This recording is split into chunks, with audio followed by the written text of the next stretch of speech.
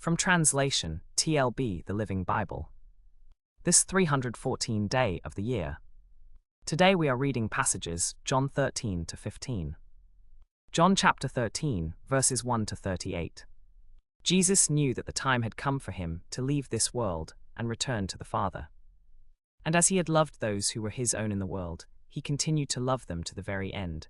It was now the day before the Paschal festival, and Jesus knew that the time had come for him to leave this world and go back to the Father. And as he had loved his disciples, who were in the world, he continued to love them right up to the end. The devil had already put the idea of betraying Jesus into the heart of Judas Iscariot, son of Simon.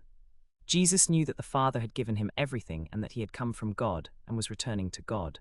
So during supper he rose from the table, laid aside his robe, took a towel and tied it around his waist.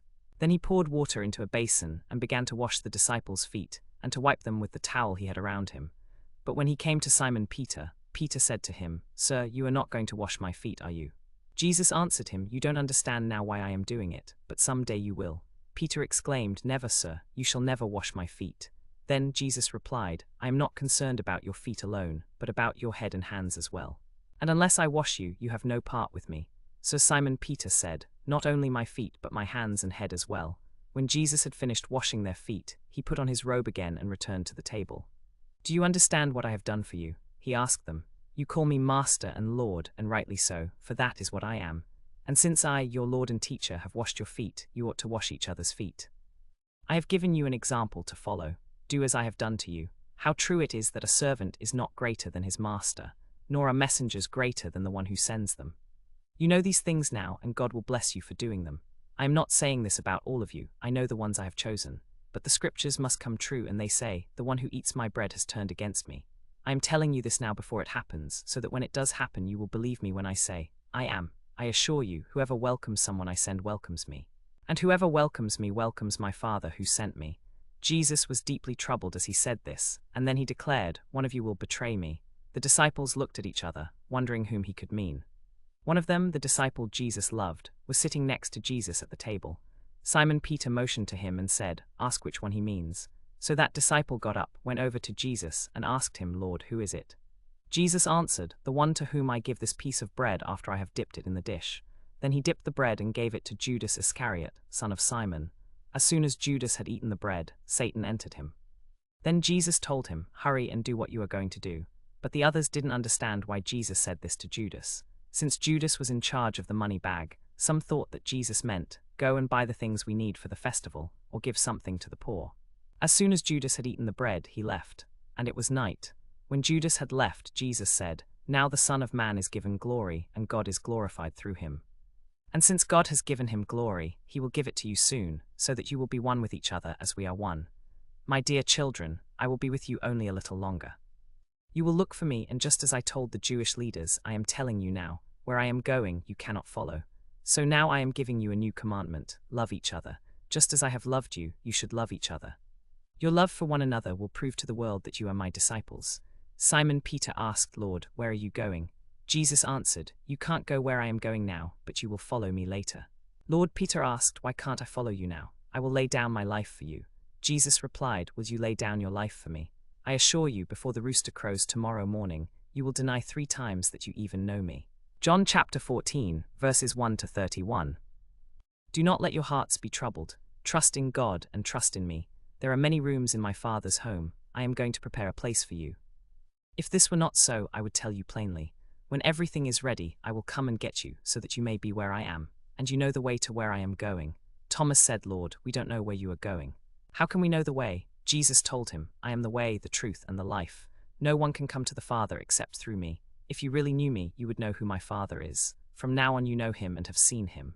Philip said, "Lord, show us the Father, and we will be satisfied." Jesus replied, "Philip, I have been with you all this time, and yet you don't know me. Anyone who has seen me has seen the Father. How can you ask me, 'Show us the Father'? Don't you believe that I am in the Father and the Father is in me? The words I say to you are not my own. Rather, it is the Father living in me who is doing his work. Just believe me when I say that I am in the Father and the Father is in me. Or at least believe because of the work you have seen me do. I assure you, anyone who believes in me will do the same works I have done, and even greater works, because I am going to the Father. You can ask for anything in my name, and I will do it, so that the Son can bring glory to the Father." Yes, ask me for anything in my name, and I will do it. If you love me, obey my commandments. And I will ask the Father, and he will give you another Comforter, who will stay with you forever. He is the Spirit of truth, whom the world cannot accept, because it isn't looking for him and doesn't recognize him. But you know him, because he lives with you and will be in you. I will not abandon you or leave you as orphans. I will come back to you. In a little while the world will see me no more, but you will see me. Since I live, you also will live. When I am raised to life again, you will know that I am in my Father, and you are in me, and I am in you. All who obey my commandments are really my disciples, and I will love them, and I will reveal myself to each of them. Judas, not Judas Iscariot, asked, Lord, why are you going to reveal yourself only to us and not to the world? Jesus replied, anyone who loves me will obey my teaching. My Father will love them, and we will come to them and make our home with them. Anyone who doesn't love me will not obey my teaching. These words you hear are not my own, they belong to the Father who sent me. I have told you these things while I am still with you. But when the Comforter comes, whom I will send to you from the Father, the Spirit of truth who comes from the Father, he will speak about me, and he will tell you everything I have said to you. I am leaving you with a gift, peace of mind and heart, and the peace I give is a gift the world cannot give, so don't be troubled or afraid. Remember what I told you, I am going away, but I will come back to you again. If you really loved me, you would be happy for me, because I am going to the Father, who is greater than I am. I am telling you this now before it happens, so that when it does happen, you will believe in me. I won't be talking with you much longer, because the prince of this world is coming, but he has no power over me, but I do exactly what the Father tells me to do. Come on, let's be going on our way. John chapter 15, verses 1 to 31. I am the true vine, and my Father is the gardener. He cuts off every branch in me that doesn't produce fruit, and he prunes every branch that does produce fruit, so that it will produce even more fruit. You are already clean because of the word I have given you. Remain in me, and I will remain in you. For a branch cannot produce fruit if it is severed from the vine, and you cannot be fruitful apart from me. Yes, I am the vine. You are the branches. Those who remain in me and I in them will produce much fruit, for apart from me you can do nothing. If you don't remain in me, you will be like a branch that has been thrown out and has dried up. Such branches are gathered into a pile to be burned. But if you remain in me and my words remain in you, you may ask for anything you want, and it will be granted. My Father is honored by this, that you bear much fruit and show that you are my true disciples. I have loved you even as the Father has loved you. Remain in my love. When you obey my commandments, you remain in my love, just as I have obeyed my Father's commandments and remain in his love. I have told you this so that my joy may be in you and your joy may be complete. This is my commandment. Love each other in the same way I have loved you. There is no greater love than to lay down one's life for one's friends. You are my friends if you obey me. I no longer call you servants, because a servant doesn't share his master's thoughts. Instead, I call you friends, for everything I learned from my Father I have made known to you. You didn't choose me. I chose you, I appointed you to go and produce fruit that will last, so that whatever you ask the Father for in my name, he will give you. This is my command, love each other. If you belonged to the world, it would love you. But you don't belong to the world, because I have chosen you away from it. That is why the world hates you. Remember how I told you that a servant is not greater than his master. If they persecuted me, they will persecute you too. If they kept my word, they will keep yours also. But if I had not come and spoken to them, they would not be guilty of sin. But now they have no excuse for their sin. Anyone who hates me also hates my Father. If I hadn't done such mighty works among them as no one has ever done before, they wouldn't be guilty. But as it is, both they and the Scriptures have condemned them.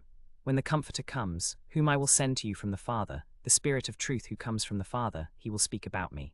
And you also must speak about me, because you have been with me from the beginning. I have told you these things so that your faith will not be shaken.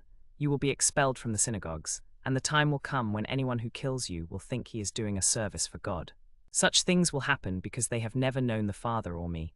I have told you this so that when it happens, you will not be surprised. I won't be talking with you much longer, because the prince of this world is coming.